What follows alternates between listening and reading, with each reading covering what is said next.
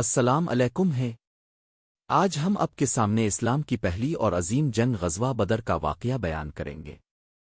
یہ جنگ 17 رمضان 2 ہجری کو مدینہ کے قریب بدر کے میدان میں پیش آئی۔ تعارف: غزوہ بدر اسلامی تاریخ کی پہلی بڑی اور فیصلہ کن جنگ تھی۔ یہ جنگ 17 رمضان المبارک 2 ہجری 13 مارچ 624 عیسوی کو مدینہ منورہ سے تقریباً 80 میل کے فاصلے پر ایک مقام بدرعہ میں لڑی گئی۔ یہ واقعہ حق و باطل کے درمیان پہلی کھلی ٹکر تھی۔ قرآن مجید نے اسے یوم الفرقان کہا، یعنی وہ دن جس میں حق اور باطل میں فرق واضح ہو گیا۔ غزوہ بدر نہ صرف مسلمانوں کی عسکری تاریخ کا نقطہ آغاز ہے، بلکہ اس نے اسلامی معاشرے کی بنیادوں کو بھی مضبوط کیا۔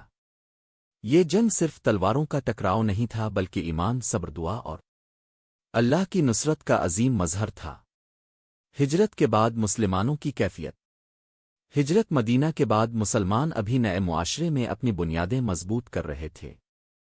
مکہ میں قریش نے انہیں سخت مظالم کا نشانہ بنایا تھا، ان کی جائیدادیں چھین لی گئی تھیں اور کئی مسلمان ہجرت کر کے مدینہ آ گئے تھے۔ مدینہ میں اگرچہ انہیں انصار کی حمایت حاصل تھی، لیکن ابھی معاشی اور عسکری لحاظ سے وہ کمزور تھے۔ دوسری طرف قریش مکہ مسلمانوں کو ختم کرنے کے منصوبے بنا رہے تھے تاکہ اسلام کو جڑ سے اکھاڑ دیا جائے۔ اسی دوران شام سے واپس آنے والے ایک بڑے تجارتی قافلے نے حالات کو جنگ کی طرف موڑ دیا۔ ابو سفیان کا قافلہ: مکہ کا ایک بڑا تجارتی قافلہ ابو سفیان کی قیادت میں شام سے مکہ واپس آ رہا تھا۔ اس قافلے میں ہزاروں دینار مال تجارت موجود تھا۔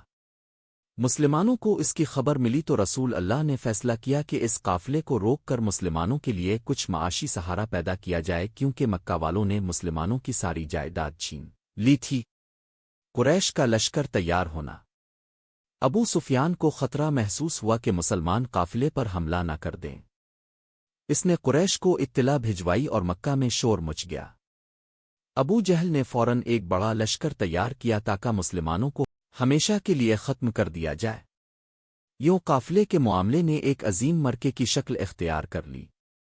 جب رسول اللہ کو قریش کے لشکر کی خبر ملی تو اپنے صحابہ کرام سے مشورہ فرمایا۔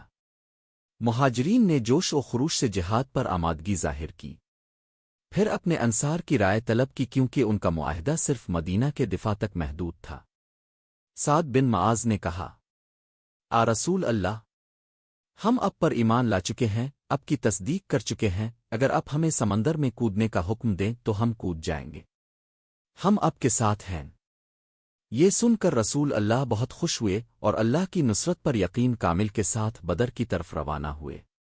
مسلمانوں کی تعداد تقریباً 313، مہاجرین و انصار: گھوڑے 2، اونٹ 70 جن پر باری باری سواری ہوتی تھی۔ قریش کی تعداد تقریباً 1000، گھوڑے 100، اونٹ 600۔ یہ اعداد و شمار ظاہر کرتے ہیں کہ مسلمانوں کے پاس سامان جنگ نہ ہونے کے برابر تھا، جبکہ قریش ایک بڑی فوج کے ساتھ آئے تھے۔ بدر کا علاقہ کنووں اور پانی کے چشموں والا مقام تھا۔ مسلمانوں نے حکمت عملی کے تحت پانی کے قریب ڈیرے ڈالے تاکہ دشمن کو پیاس کا سامنا ہو۔ صحابی حضرت حبوب بن منظر کی رائے پر مسلمانوں نے پانی کے کنویں اپنے قبضے میں کر لیے۔ رسول اللہ نے صحابہ کے ساتھ ایک عریش چھوٹی جھونپڑی بنائی، جہاں سے اب جنگ کی قیادت فرماتے اور اللہ کے حضور دعا کرتے رہے۔ پہلا مقابلہ مبارزے: سب سے پہلے قریش کے سردار عتبہ، شیبہ اور ولید میدان میں آئے۔ مسلمانوں کی طرف سے حضرت عبدے، حضرت حمزہ اور حضرت علی نکلے اور انہیں ہرا کر شہید کر دیا۔ فرشتوں کی نصرت: قرآن میں ذکر ہے کہ اللہ تعالیٰ نے مسلمانوں کی مدد کے لیے فرشتے نازل فرمائے۔ جب تم اپنے رب سے مدد طلب کر رہے تھے تو اس نے فرمایا، میں تمہاری مدد کے لیے 1000 فرشتے ایک کے بعد ایک بھیج رہا ہوں۔ الانفال 9۔ رسول اللہ کی دعا: آپ عریش میں کھڑے ہو کر رو رو کر دعا کر رہے تھے، اللہ، اگر یہ جماعت آج ہلاک ہو گئی تو زمین پر تیرا نام لینے والا کوئی نہ رہے گا۔ اللہ کی مدد سے مسلمانوں نے عظیم فتح حاصل کی۔ قریش کے 70 افراد مارے گئے، جن میں بڑے بڑے سردار ابو جہل، عتبہ بن ربیعہ، شیبہ، امیہ بن خلف شامل تھے۔ 70 قیدی گرفتار ہوئے۔ مسلمانوں کی طرف سے 14 صحابہ کرام شہید ہوئے۔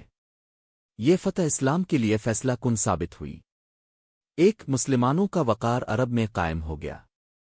دو، منافقین اور یہودی مدینہ میں کھل کر سامنے آنے لگے۔ تین، ایمان والوں کے دلوں میں یقین اور حوصلہ بڑھ گیا۔ چار، اسلام کو ایک الگ اور مضبوط قوت تسلیم کر لیا گیا۔ ایمان، صبر اور دعا سب سے بڑی طاقت ہے۔